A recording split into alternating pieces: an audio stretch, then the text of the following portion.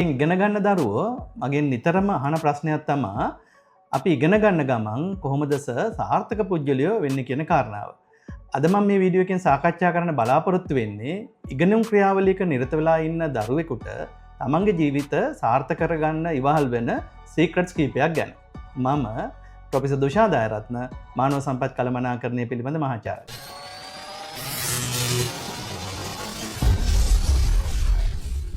ඉගෙනුම් ක්‍රියාවලියක ඉන්න ශිෂ්‍යයෙකුගේ සාර්ථකත්වයට බලපාන පළවෙනි සීක්‍රට් එක තමයි ඉග්නයිටින් පර්පස් එකක් එහෙම නැත්නම් ඩ්‍රීම් එකක් තියෙනවා. මොකක්ද ඉග්නයිටින් පර්පස් එකක් නැත්නම් ඩ්‍රීම් එකක් කියලා කියන්නේ? සිංහල අදහස තමයි ගිනි ගන්න අරමුණු නැත්නම් ගිනි ගන්න හීන තියෙනවා. ඔක වෙන විදිහකට කිව්වොත් එහෙම පත්තු වෙන අරමුණු නැත්නම් පත් වෙන හීන තියෙනවා. ඔයගොල්ලෝ අපි හැමෝම අහලා තියෙනවා ස්ටෙපානාර් කවි ගැන. ස්ටෙපානාර් කවි කියනවා හැම වෙලාවෙම ලොකු හීන හදාගන්න කියලා. ඇයි ස්ටෙපානාර් කවි ලොකු හීන නැත්නම් බිග් ඩ්‍රීම් හදාගන්න කියලා කියන්නේ. එතකොට අඩුම ගානේ අපිට බිග් ඩ්‍රීම් එකට යන්න බැරි වුණත් ඒ අතරමැද හීනයකට හරි නැත්නම් අතරමැද අරමුණකට හරි අපිට ළඟා වෙන්න පුළුවන් වෙනවා. ඒකම මට ශිෂ්‍යයන්ට කියන්න තියෙන තව කාරණාවක් තමයි තමන්ගේ අරමුණු නැත්නම් තමන්ගේ අර බිග් ඩ්‍රීම් එක ඉෂ්ට කරගන්න බැරි වුණා කියලා ඩිසපොයින්ට් වෙන්න එපා. මොකද ජපානයේ කියමනක් තියෙනවා නැත්නම් ජපනිස් සේයින් එකක් තියෙනවා 7 පාරක් වැටුනහම 8 පාරක් නැගිටින්න කියලා. එකෙන් අදහස් වෙන්නේ මොකද්ද? ඩිසපොයින්ට් වෙන්න එපා. වරදින්න පුළුවන්. නැවත වතාවක් තමන්ගේ ඩ්‍රීම් එකට ගමන් කරන්න. ඉග්නයිටින් පර්පස් එකකට නැත්නම් ඩ්‍රීම් එකට යනකොට තව වැදගත් කාරණාවක් තියෙනවා. ශිෂ්‍යයන්ට තියෙන්න ඕනේ පොඩි ප්ලෑන් එකක්. මොකද තවත් ජපනිස් සේයින් එකක් තියෙනවා. ප්ලෑන් එකක් නැතුව අපි වැඩ කරගෙන ගියොත් එහෙම ඒක නයිට්මෙයා එකක්. එහෙම නැත්නම් අර මැදියන් රැයේ අපි දකින භයානක හීනයක් වගේ වෙනවා. ඉතින් ඒකෙන් හින්දා ශිෂ්‍යයන්ට මම කැමතියි කියන්න ඉග්නයිටින් ඩ්‍රීම් එකක් පර්පස් එකක් එක්ක පොඩි ප්ලෑන් එක. අපි ඔකට කියන ප්ලෑන් A තියාගන්න, ප්ලෑන් B තියාගන්න. ප්ලෑන් B අපිට අවශ්‍ය වෙන සමහරට ප්ලෑන් A අපි බලාපොරොත්තු වෙච්ච විදිහට ක්‍රියාත්මක නොවෙන්න පුළුවන්. ඒකට එවැනි අවස්ථාවක අපිට ප්ලෑන් B අවශ්‍ය වෙන්න පුළුවන්. ඒකම ඉස්ලාමික් ෆිලොසොෆර් කෙනෙක් ඉන්නවා රූමි කියලා. රූමි කියනවා ප්ලෑන් එක හදලා ප්ලෑන් එක අතේ තියාගෙන ඉන්නත් එපා. ඒ ප්ලෑන් එකත් එක්ක ඉදිරියට යන්න. ඉදිරි වැඩ කටයුතු ටික කරගෙන යන්න. ඒතර රූමි කියනවා අපි සමහරලාට බලාපොරොත්තු නොවන අවස්ථා නැත්තම් opportunities පවා අපිට ලැබෙන්න පුළුවන් කියලා. දෙවෙනි සීක්‍රට් එක තමයි think beyond the tradition. ඔක වෙන විදිහකට කිව්වොත් එහෙම අපි ඔය නිතරම කියන කතාවක් තියෙන්නේ out of box හිතන්න කියලා.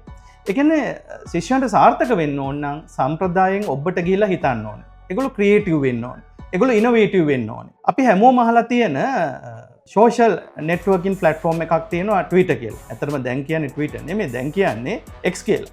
ඒකේ co-founder කෙනෙක් වන ජැක් ඩෝසි කියනවා අපි අනික් අය කරන වැඩ කරන්න මේ ප්ලැනට් එකට නැත්තම් මේ ලෝකෙට එන්න අවශ්‍ය නැහැ.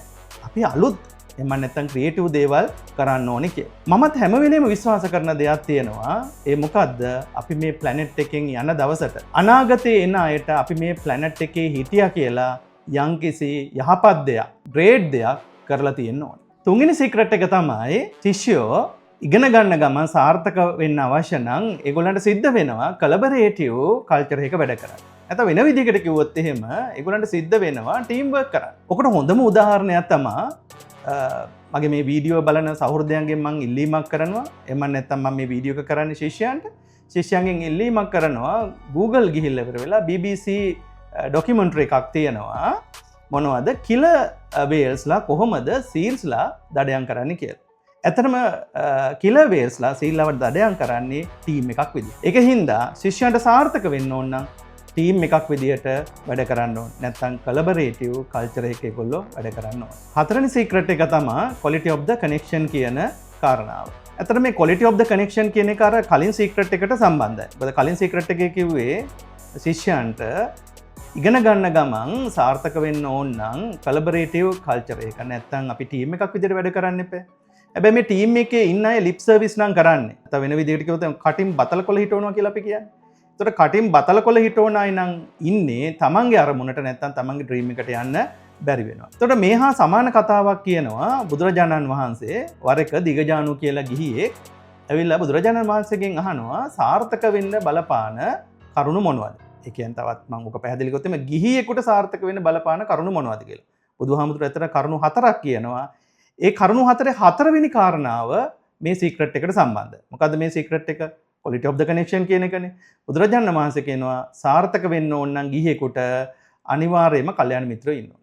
හැබැයි බුදුහාමුදුරුවෝ කියනවා කල්යාණ මිත්‍රයෝ හරිම රෙයා නැත්තම් හිගයි.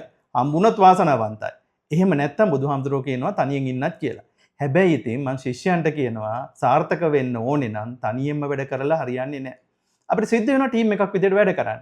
ඒකින්ද ටීම් එකට පුජ්‍යලය තෝරගන්නකොට ඒ තෝරගන්න පුජ්‍යලයන්ගේ කනෙක්ෂන් වල ක්වොලිටි එක ගැන සැලකිලිමත් වෙන්න. එතකොට අර මම කිව්වා වගේ ශිෂ්‍යයන්ට ඉගෙන ගන්න අතරතුර සාර්ථක පුජ්‍යලයක් වෙන්න බලපාන සීක්‍රට්ස් 4ක් මම මේ වීඩියෝවෙන් සාකච්ඡා කළා. මොනවද ඒ කරුණු 4? පළවෙනි එක igniting purpose එකක් නැත්නම් dream එකක් තියෙන්න ඕනේ. දෙවෙනි එක තමයි think beyond the tradition කියන එක. ඒ කියන්නේ අර සම්ප්‍රදායානුකූලව හිතන්න අවශ්‍ය නැහැ. නිර්මාණශීලීව හිතන්න ඕනේ.